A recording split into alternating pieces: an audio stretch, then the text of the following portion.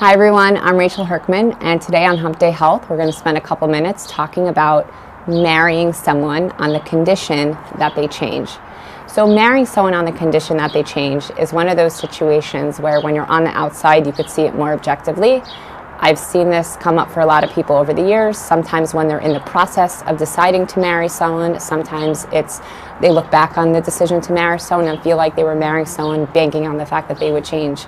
And when I was thinking about this topic, I had an analogy come to mind. I'm a big analogy person, and it went like this.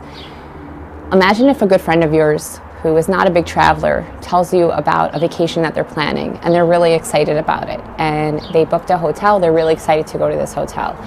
And the hotel room itself, they mention that there are a couple things about the hotel room that they're concerned about, but they're going to get to the hotel and get an upgrade.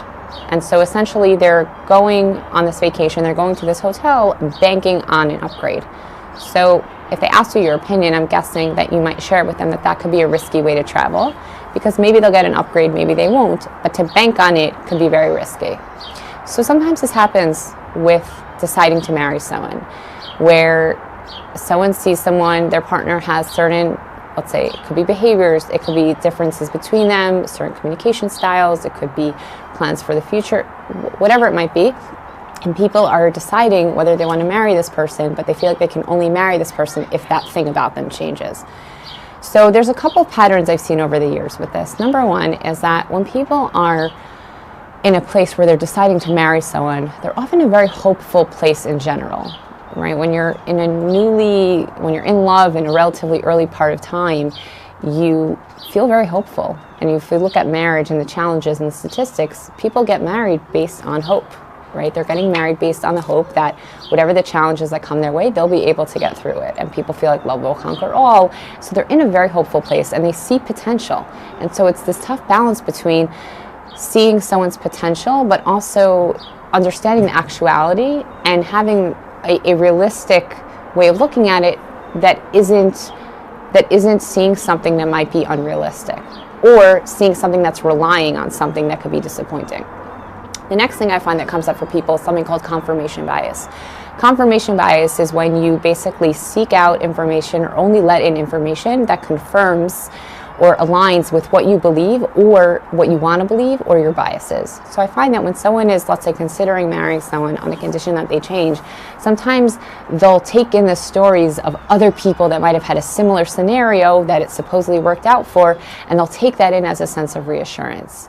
And on that note, I would also say that going to therapy and speaking to a therapist about it, no therapist can 100% predict a future of what will happen. No therapist can clear someone and say, oh, this person has totally no problem, or this is what it will look like being married to this person in 10 years. I mean, therapists can share concerns and provide psychoeducation, but a therapist can only work with what's in front of them. So the idea of asking a therapist yes or no, sometimes I find people will outsource that decision to a therapist. Which brings me to my next point, which is that when people are in that decision-making process, they often want other people to kind of tell them what to do, yes or no, give them a prediction. And sometimes the answer is to kind of get quiet. And I find for a lot of people that when there's a decision that they're really stuck in, trying to weigh the sides, yes, no, what should I do?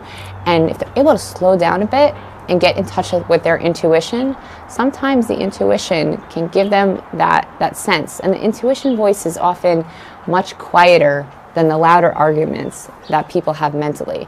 And the intuitive voice often has more of that insight into what you need and what you feel is really right for this relationship and for making this decision. So with that, we wrap up. Thanks again for tuning in, and I'll see you guys next week.